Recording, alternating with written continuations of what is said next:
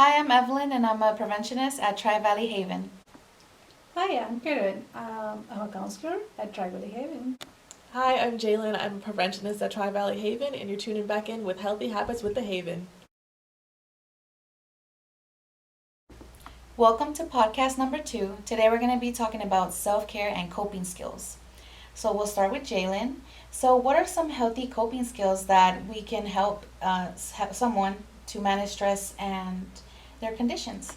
That's a good question. There's a variety of different coping skills that you can use depending on where you are, where your emotional temperature is. So if you're feeling really overwhelmed, I would recommend using TIP skills. That's TIPP, two P's.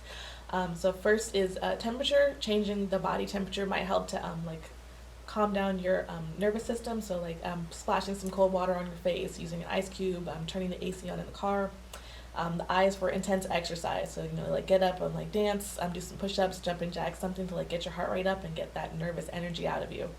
Next is paced breathing. So that's using the box breathing method. So each side is 4 seconds. So you're going to inhale for 4 seconds, hold your breath for 4 seconds, exhale for another 4, and hold for another 4. And last is the paired muscle relaxation. So that's tensing and flexing your muscles in specific groups in a specific order. So maybe start it with your feet. Start by clenching your feet for maybe 3 to 5 seconds, and then releasing, moving up to your calves, thighs, your core, chest, arms, until you've flexed each part of your body. And then for just general coping skills, for if you're just trying to manage your depression, I know handling those activities of daily living can be a big kind of hindrance. So maybe going to take a shower, brush your teeth, doing those little things to make sure that you're maintaining your basic self-care. Fix yourself a meal. Doesn't have to be anything super strenuous or super huge. Just making sure that you're taking care of your physical needs, just so that your mental needs are balanced. And finally, they're just basic ones that you can do every day for if you're just trying to make sure that your stress isn't too high. So practicing meditation, or using different breathing methods. I talked about the box breathing, but there's also the 4-7-8 method. Inhale for 4, hold for 7, and exhale for 8. Practicing grounding exercises. So using the acknowledge, using your 5 senses to kind of ground yourself in your reality. 5 things you can see, 4 you can touch, 3 you can hear, 2 you can smell, 1 you can taste.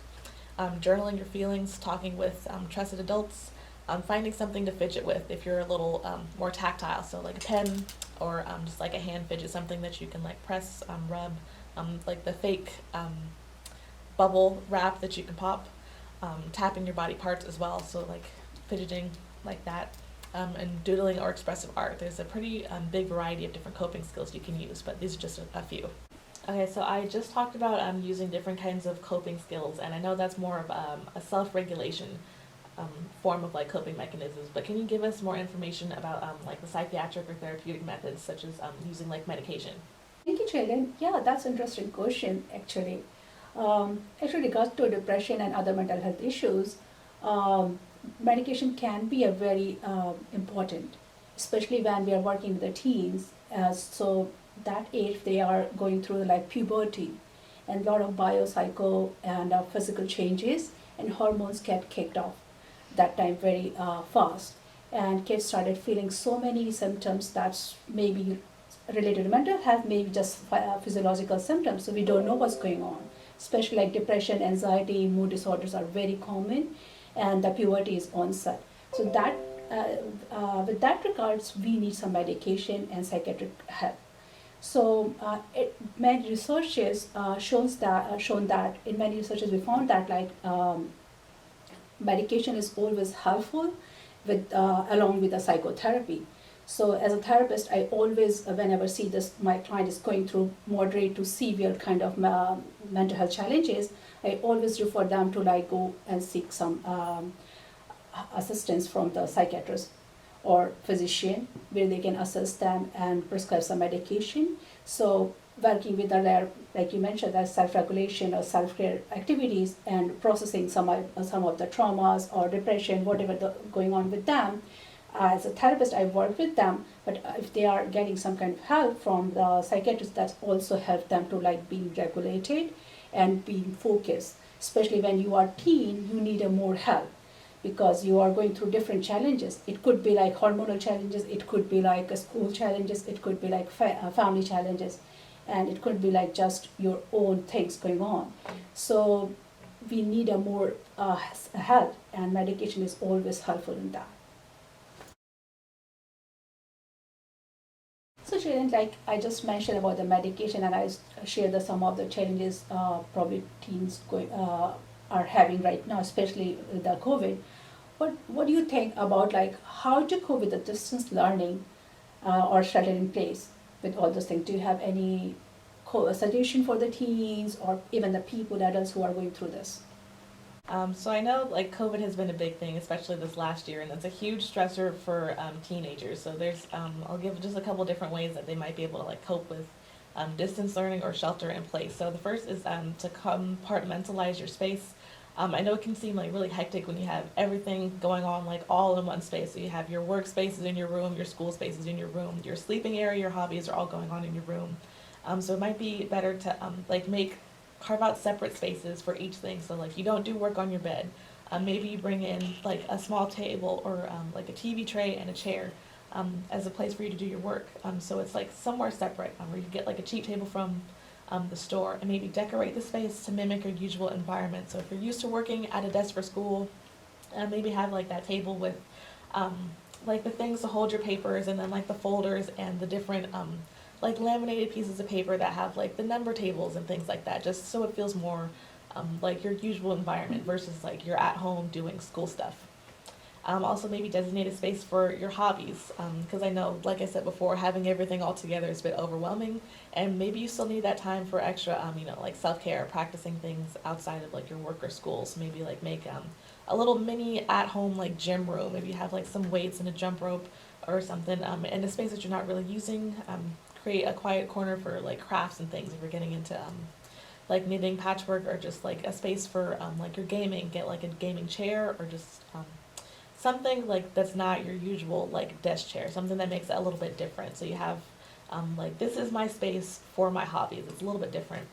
Also, if you can, switch up your space every week so it doesn't look exactly the same all the time. If it's possible, maybe do your homework outside, or in a different part of your house. Go to your relative or your friend's house, someone in your social bubble, so you know you're still being safe.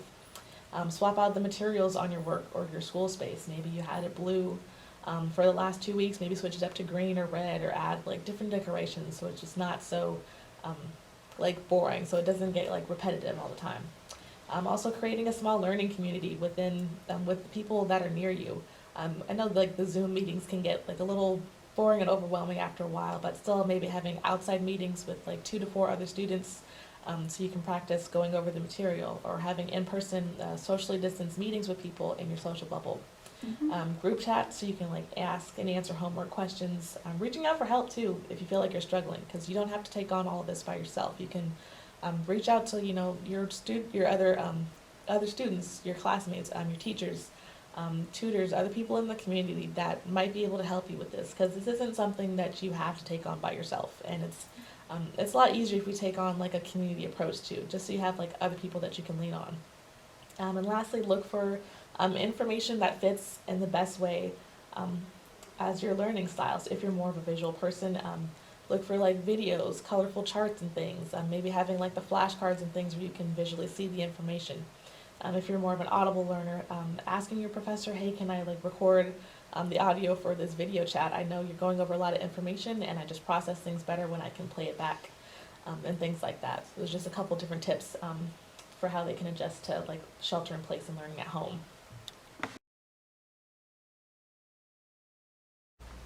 Okay, so I know I just threw a lot of information at the students, especially for dealing with like shelter in place and distance learning. People, and they can be really hard on themselves too, especially trying to adjust to something new. So they may need to practice a little bit more like self-love and things like that. Can you give us a description, like what is self-love? That's a great question. It's very important to be aware of how to love yourself. Self-love is the state of appreciation of ourselves, for ourselves as well. It's finding acceptance for us. So this can mean having a high regard for your own well-being and happiness. It can also mean taking care of your own needs and not settling for less than you deserve. So someone might ask, well, how does self-love look like? It can look like different things. It could be talking to and about yourself with love. You can prioritize yourself, putting yourself first. There's self-acceptance, like I mentioned earlier. There's also being nice and true to yourself. You make sure you want to be kind to yourself, kind to others. You want to set healthy boundaries. Those are very important. And also forgiving yourself when you're not being all these nice things to yourself, when you're not being true. Also, very important, giving yourself a break from your self judgment. Sometimes we can be our harshest critics, and that can really hurt us. So, validation is a form of self love. Can you explain a little bit more about how that is? Thank you, Evelyn, asking these questions. Actually, the validation is a part of self love. Like you mentioned, that self love is kind of like accepting yourself the way you are, and validation is similar. Like validation involves understanding and showing acceptance of your own feelings or another person's feeling. So when people receive this type of validation or affirmation or recognition, they feel that their emotions are not only seen and heard by others or by themselves as well, but these feelings are also accepted by themselves or by others. So it's kind of like if you accept more yourself, you will love more yourself. Most of the cases, like people just hate themselves for some reason, and that's started like growing up all the kind of like bitter feeling inside, and it transformed into some different kind of mental health illnesses. Mm-hmm. So but also validation doesn't mean like you can agree with everything. Like if I'm self-loving myself, I should do all the things what I want. That's not a validation. Validation means like recognizing and affirming that a person or their feelings or opinions are worthwhile. Mm-hmm. There's no judgment involved in this. It has people to accept and better understand their own feelings and others' feelings. And if you have acceptance, there's a many way you can improve your life. And most of the cases, the mental health problems start because you do not accept yourself, or there's differences in relationship because you do not accept other people's opinion, and you judge them. So when you validation means just sit there, listen them, understand them, and accept that the way they are. Don't put your judgment.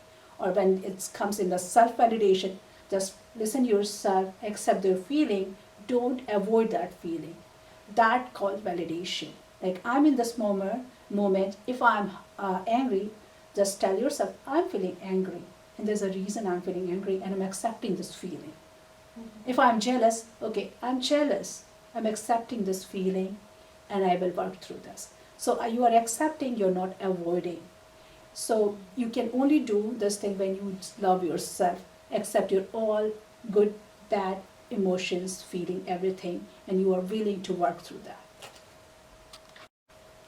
Hi Evelyn, like we all are talking about today is like self-care, medication helps, and you mentioned that self-love, validation. I was wondering, what is the difference between self-care and self-soothing? It's very common, but I just want to like more clarification. Can you please help us? That's a great question. I think that people can easily get it mixed up, and although they're very similar, they do have some main differences. So, focusing on self soothing is taking action to feel better in order to cope with any negative or type of pain. There's also this happens at birth. So, in newborns, they would probably start sucking their thumb.